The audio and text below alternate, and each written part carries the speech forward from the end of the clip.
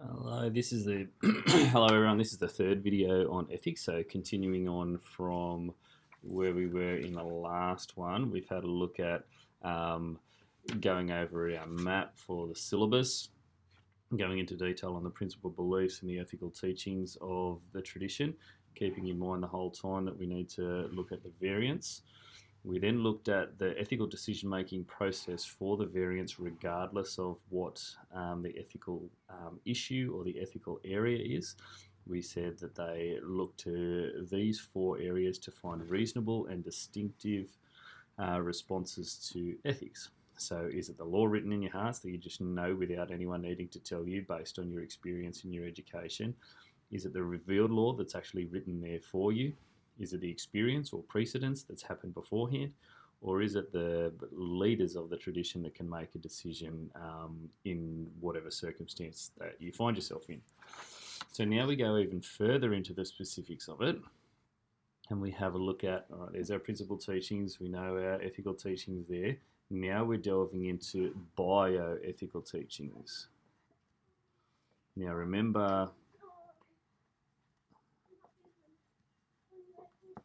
that we could do either bioethics, environmental ethics, or sexual ethics for the purposes of the New South Wales HSC. But if we were just talking about in general, it could be ethics in sport, in business, in other legal areas, whatever.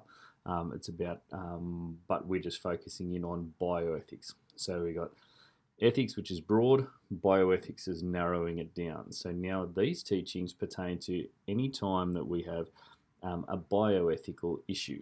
We're not going right into the issues at the moment, we're just looking at, okay, what are the main teachings of the tradition and how would that apply to bioethics? So, in Genesis, and this is one of the quotes that you might be able to get, they talk about that we are all created in the image and likeness of God.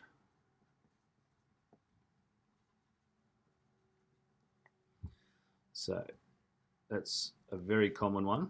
And if we are created in the image and likeness of God,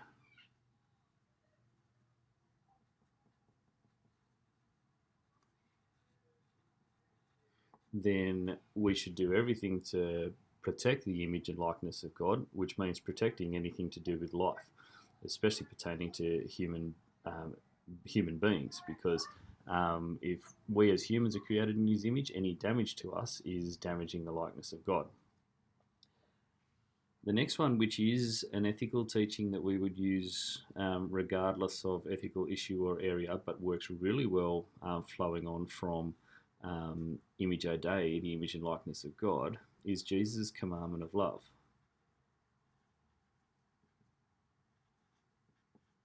Okay, so love one another as I have loved you. In the case of bioethics, then that would mean that we need to respond to each other the way that we would like things worked with us. Sorry, that didn't make sense. If we have a bioethical issue such as abortion, the embryo is said to have as much importance as any other living being. So the commandment of love would say you need to love that the same as you love any other being. The next thing is a responsibility for adherents of the church as part of the church as the body of Christ.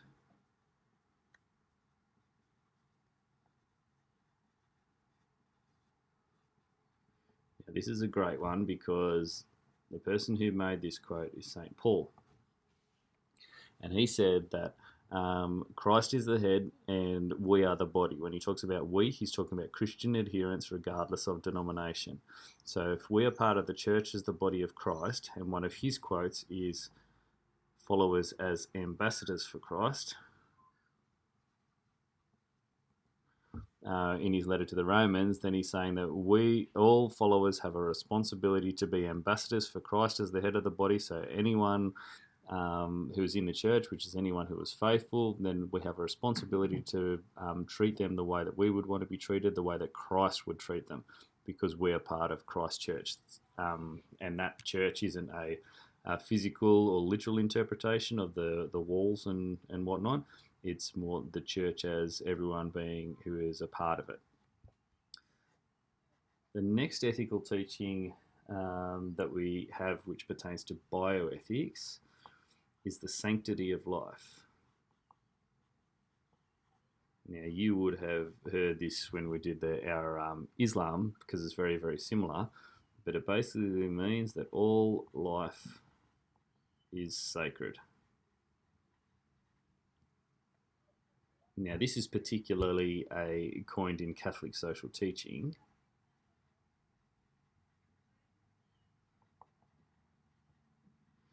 But it means that if all life is sacred, then it doesn't matter at what stage of life it is, it needs to be treated as being holy, and therefore no one should be doing anything to ruin that existence. The fifth one that we can look at, and we don't necessarily need to go in order, but this is just for sake of helping us to remember, is that because when we have issues to do with end of life, especially to do with euthanasia, so deliberate killing of someone who's in pain, is that sort of like the Islam equivalent of resistance of Satan, and it is that suffering is redemptive. So that means you can get redemption through your suffering. So it could be for faults, for sins, for previous sins, but that suffering is redemptive. So, and that's a great link for Christians to be able to make, because their model of right behaviour, Jesus Christ, the humanity and divinity, he suffered as a human on earth for the sake of the sins of all mankind or humankind. So that suffering is redemptive. So even someone on their deathbed, instead of ending the life, Christians would say, well, we have palliative care, we've got means to minimise that person's pain. This suffering is redemptive. So that's the argument against things like euthanasia. So even though it's painful, even though it could be the worst pain that anyone has existed in, because we're all created in God's image, and we need to, the commandment of love is still strong for each individual, and we're all part of the church of the body of Christ, and all life is sacred, then there should be no taking of life. So that's where the suffering is redemptive comes in.